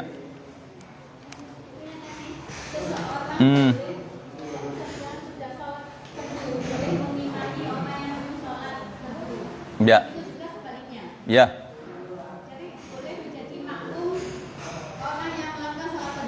Ya. Ya. Boleh. Dalilnya kan sudah tadi. Nabi yang nyuruh sedekah. Ya dah. Jadi sahabat yang datang masbuk tadi sholat fardu, sahabat yang disuruh Nabi sholat sunnah. Kalau kebalikannya Mu'ad ngimami sholat sunnah, kaumnya sholat fardu. Dua-duanya boleh. Ya. Nilainya sedekah. Ya, baik imam maupun makmum nilainya sedekah. Ya, nilainya sunnah. Gimana? Niat sunnah. Sunnah. Enggak. Niatnya sholat sunnah. Jadi kalau sholat subuh itu dalam hadisnya dalilnya secara umum saja. Boleh seseorang mau menemani untuk sholat sedekah dengan sholat subuh. Ya, di antara yang lain melarang karena ada larangan la sholata ba'da as-subhi. Jadi wallahu taala alam bisawab. Mau milih silakan. Ya. Dalil umum sebagaimana seseorang apakah sholat tahiyatul masjid itu sendiri atau sholat qobliyah itu sendiri. Ya, misalnya orang mau sholat subuh, ya, setelah adzan subuh orang baru masuk masjid. Ada orang sholat itu 4 kali. Ya. Dia niatnya pertama tahiyatul masjid 2 rakaat. Kemudian dia sholat lagi 2 rakaat untuk qobliyah subuh. Pendapat yang kita ambil bahwa Anda 1 kali ibadah niatkan 2 niat kalau sunnah itu ya. Ya niat tahiyatul masjid juga niat qobliyah itu dapat sudah. Dan Nabi tidak pernah 4 kali sholat qobliyah subuh itu. Maksudnya setelah adzan Nabi sholatnya cuma 2 rakaat. Ya. Dan tahiyatul masjidnya sudah terhitung ikut qobliyah itu. Makna tahiyatul masjid itu sholat untuk menghormati Allah pemilik rumah ini. Ya, Anda sholat duha di dalam masjid ya tahiyatul masjid. Anda qobliyah di masjid termasuk tahiyatul masjid. Ada pula ulama yang mendefinisikan tahiyatul masjid itu berdiri sendiri. Boleh. Umum dalilnya, ya boleh orang 4 kali sholat. Nah ini sekali lagi ikhtilaf ulama. Silakan mau pilih yang mana. Kalau saya pribadi milih yang tetap cukup sholat qobliyah saja. Ada di antara ikhwan teman-teman 2 kali sholat. Pertama, itu sholat apa? Anak tahiyatul masjid yang pertama, yang kedua sholat qobliyah subuh. Baik. Terserah. Ya, ada dalil. Kemudian yang mau saya himbau pada hari ini tanggal berapa? 25 Desember. Ada acara apa kira-kira ini? Ya. Ini adalah hari Natal bagi umat Kristiani ya. Hari Natal bagi umat Kristiani. Tentunya Kristen dengan Islam itu sangat berbeda ya. Islam dengan agama yang lainnya sangat-sangat berbeda ya. Mulai pokoknya ya, intinya sampai cabang-cabangnya pun berbeda. Dan keyakinan kita bahwa hanya Islam agama yang benar di sisi Allah, yang lainnya salah atau tidak benar. Kemudian Islam pun mengajarkan kita untuk toleransi. Toleransinya terdapat dalam surat Al-Kafirun. Lakum dinukum waliyadin. Qul ya ayyuhal kafirun. Katakanlah wahai orang-orang yang kafir. Mana orang yang kafir? Orang yang tertutup ya. Yang terhalang dari keimanan kepada Allah. Di luar Islam itu maknanya kafir. Katakan wahai orang yang kafir. Katakan wahai Muhammad, wahai orang yang kafir. La a'budu ma ta'budun. Aku tidak menyembah apa yang kalian sembah. Ya. Dan seterusnya. Wala antum abiduna ma'abud. Kalian juga tidak menyembah apa yang aku sembah. Ya. Intinya lakum dinukum waliyadin. Bagimu agamamu, bagiku agamaku. Ya, tidak bisa dicampur adukkan. Bagaimana menyikapi tentang perayaan ya, hari agama orang lain. Kemudian bagaimana sikap kita karena kita hidup di negara yang memiliki banyak agama, penduduknya banyak agamanya, ada Islam, ada Kristen, Katolik, Protestan, ada Hindu, ada Buddha. Bagaimana kita sebagai umat Islam tetap kita menjaga rambu-rambu Allah, aturan-aturan Allah, bil khusus masalah akidah, keyakinan. Masalah keyakinan itu ubudiyah kepada Allah itu tidak boleh toleran, tidak boleh, ya, tidak boleh, ya. Kok sedina masjid, sedina gereja ya gak oleh. Bukan seperti itu cara toleransi itu. Tidak begitu. Bagaimana dengan hal-hal yang lagi viral tentang hukum mengucapkan selamat misalnya. Selamat Natal misalnya. Ya para ulama ya mulai zaman dahulu masalah ini sudah dibahas. Jadi intinya menurut Allah gimana sih? Yang pertama begini. Qul huwallahu ahad. Kita katakan bahwa Allah itu ahad. Ahad ya. Lam yalid, tidak dilahirkan, dan Allah tidak melahirkan. Allah tidak memiliki anak. Ya. Kemudian di ayat yang lain disebutkan laqad kafaral ladzina qalu innallaha tsalitsu tsalasa. Ya. Mohon diperhatikan, ini penting. Ya. Ini sangat penting. Ya, ibu-ibu mohon diperhatikan, engko dialoge engko ae. Ya, laqad kafaral ladzina qalu innallaha tsalitsu tsalasa. Ini surat Al-Maidah ayat yang ke berapa? Ada situ. Coba biar lengkap. Kita kan ini lagi ngomong dan didengarkan orang. Kita ini beragama berdasarkan keyakinan kita. Al-Qur'an ini sumber hukum kita. As-Sunnah sumber hukum kita. Al-Qur'an hadis itu sumber hukum kita. Al-Qur'an dan hadis yang sahih adalah sumber hukum kita. Maka kita berhukum dengan Al-Qur'an dan As-Sunnah. Ya, dalam urusan kita berakidah. Laqad kafaral ladzina qalu innallaha tsalitsu tsalasa. Ayat ke berapa itu? Ayat ke 73. Ya. Mulai 72 73 Allah mengatakan, Allah berfirman, laqad kafaral ladzina qalu innallaha huwal masih ibnu Maryam. Sungguh telah kafirlah mereka mengatakan bahwa Allah adalah Isa bin Maryam. Yesus dianggap Allah, Allah dianggap Yesus, Trinitas. Kemudian Allah menjelaskan, laqad kafaral ladzina qalu innallaha tsalitsu tsalasa. Sungguh telah kafir mereka mengucapkan sesungguhnya Allah itu satu dari yang tiga, Trinitas, ya. Wa ma min ilahin illa ilahu wahid. Ya. Tidak ada yang disembah kecuali hanya Allah, ilah yang wahid, sesembahan yang ahad. Dan orang yang meyakini Trinitas, ya, yang meyakini bahwa Allah itu tidak satu, ya, ada Tuhan Bapa, Tuhan Anak, ya, maka itu adalah bagian dari kesyirikan, syirkul akbar. Di ayat yang sama, ayat ke-72 Al-Maidah ini Allah menyebutkan, innahu may yusyrik billah faqad harramallahu alaihil jannah wa ma'wahun nar.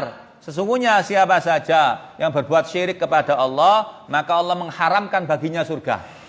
Ya. Mengharamkan surga dan tempatnya di neraka. Ini urusan surga neraka, Bu. Urusan keselamatan akhirat kita. Ya. Nah, bagaimana urusannya dengan sekedar mengucapkan selamat Natal? Ya, kita lihat dulu. Ya. Natal itu menurut mereka, menurut orang-orang Kristiani, orang-orang Nasrani itu apa sih makna Natal? Menurut Wikipedia, Anda buka Natal itu. Natal itu dari bahasa Yunaninya ada, ya. Itu tentang kelahiran. Maksudnya kelahiran siapa? Kelahiran anak Tuhan. Kelahiran Yesus Kristus. Mereka sudah meyakini bahwa Natal itu kelahiran anak Tuhan, ya, kelahiran anak Tuhan. Paham? Ya. Mereka keyakinan seperti itu. Maka kita punya keyakinan yang berbeda. Allah tidak memiliki anak.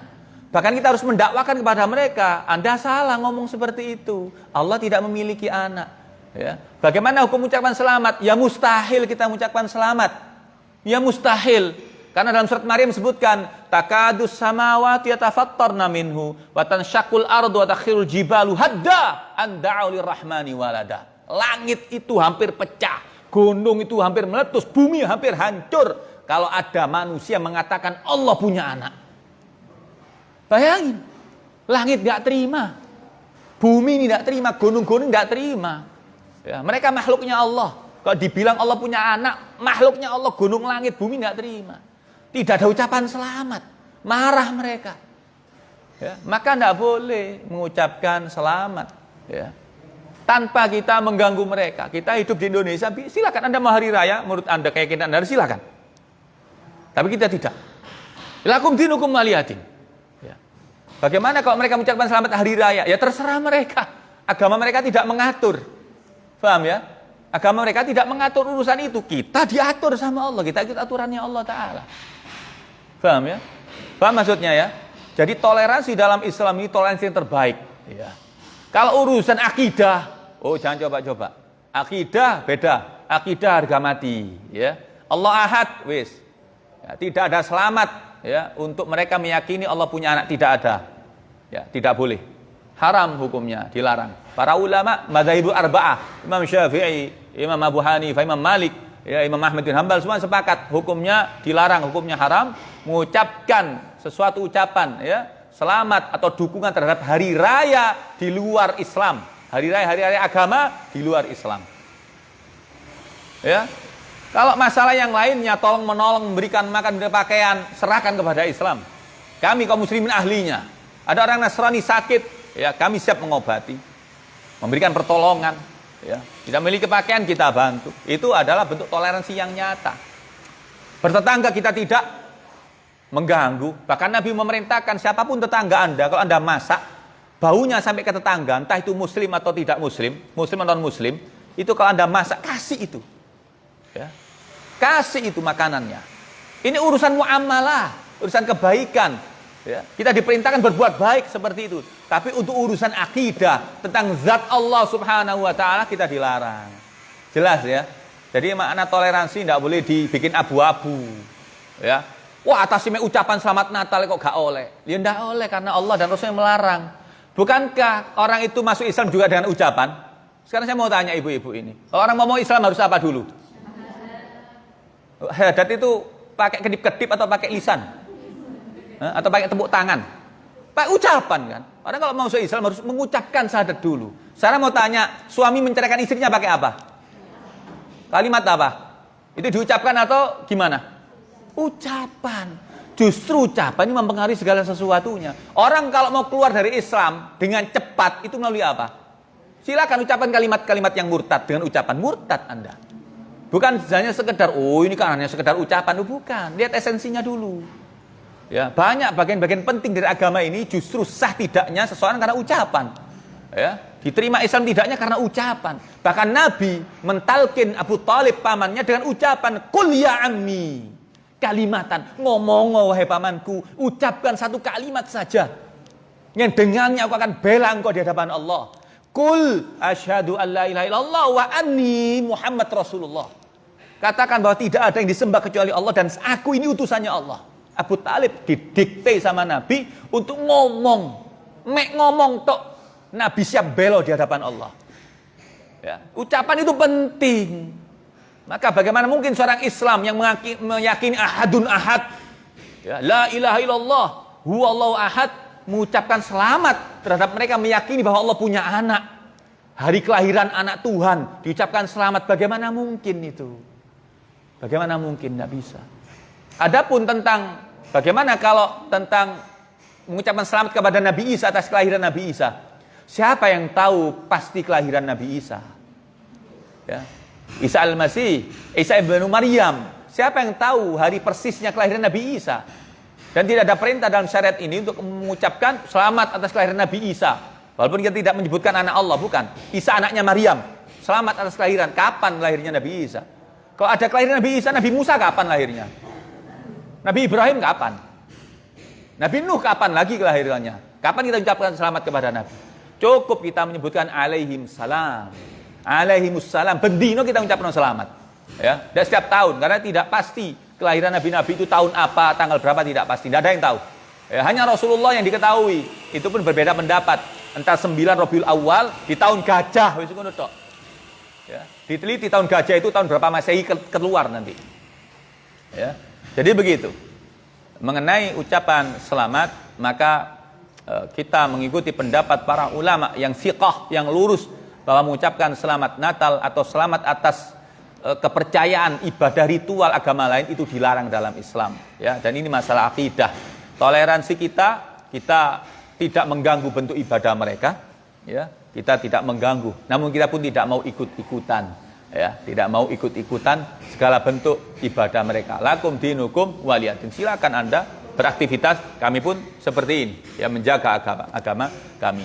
Mengenai toleransi yang lainnya, kita adalah pemiliknya, kita adalah ahlinya. Sekali lagi, kita adalah ahlinya toleransi, karena Allah dan Rasul-Nya mendidik kita untuk berbuat baik kepada semua manusia, selama manusia itu pun berbuat baik kepada kita dan tidak membahayakan agama kita. Sekali lagi, bertetangga dengan non-muslim, kita sebaik-baiknya, loro sambangono, obatono, ya, bila perlu golek ambulan, kalau mau perlu ambulan, ya, diobati, terus berbuat baik seperti itu. Ini anjuran agama.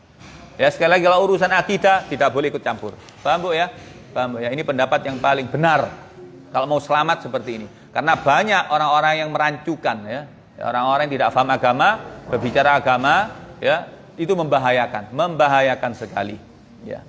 Semoga yang disampaikan bermanfaat. Wallahu taala alam bisawab. Subhanakallahumma bihamdika asyhadu an la ilaha illa anta astaghfiruka wa atubu ilaik. Assalamualaikum warahmatullahi wabarakatuh.